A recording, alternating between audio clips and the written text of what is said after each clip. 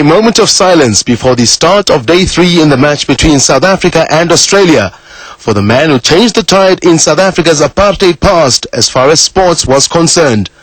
De Oliveira emigrated to England in 1960 when the South African government refused to let black players represent the Proteas.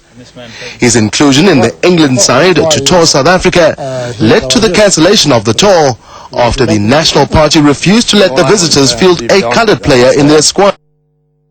No official cricket side toured until apartheid was abolished following the release of Nelson Mandela from 1990.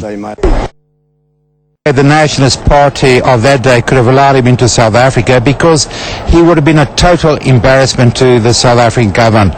By virtue of the fact that he was black, he was now an international star. He's a hugely important figure in the history of cricket, and particularly the history of South African cricket, even though he never played for South Africa or ever played against South Africa, and his importance lies on those two factors.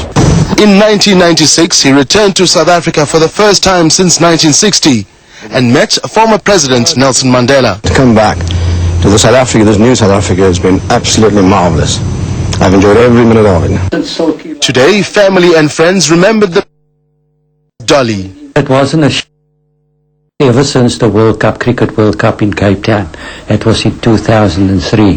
Basil wasn't well at that stage already. There's not enough words to describe his contribution to the sport, to the community, and generally to cricket world over.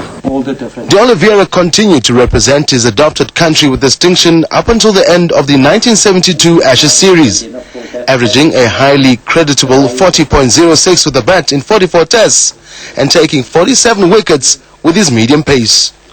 Tabiso Sitole, SABC News.